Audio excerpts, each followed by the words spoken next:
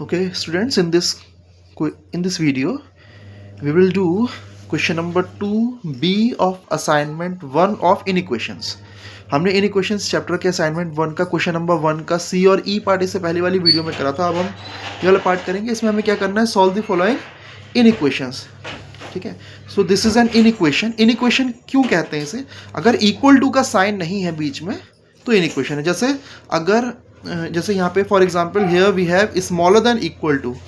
अगर केवल equal to का साइन होता तो फिर ये इक्वेशन हो जाता. ठीक है. Then it will be known as it will be called equation. But since here we have smaller than equal to, ये साइन है.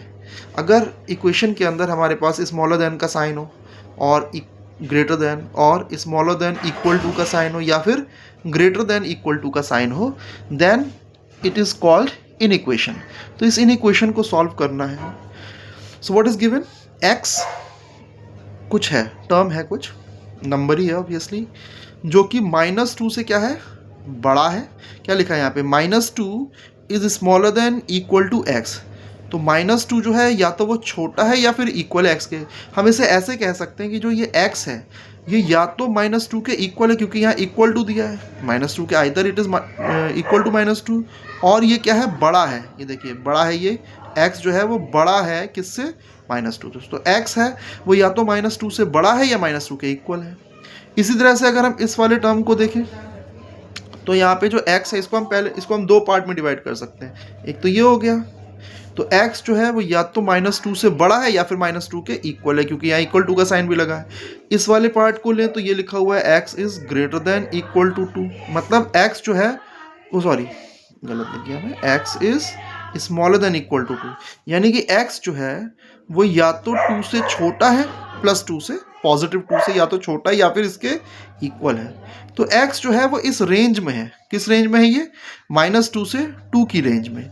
और x है क्या? x इंटीजर है, बिलोंग करता है किसको? This is symbol of belonging. x belongs to i is set of integers. तो x जो है वो सब इंटीजर है. तो इसके लिए हमें क्या बताना है? We have to tell the solution set.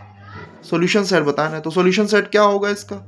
वो इंटीजर्स लेने हैं जो कि -2 और 2 के बीच में. तो -2 और 2 के बीच में क्या होता है? -2 के बाद -1 होता है, इससे बड़ा.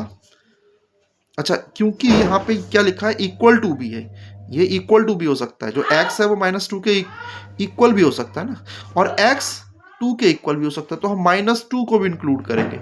-2 क्योंकि -2 से स्टार्ट होगा, क्योंकि x -2 के इक्वल हो सकता है. -2, -1, फिर 0, 1 and 2. This is our solution set. ये हमारा सॉल्यूशन सेट है. This is our solution set.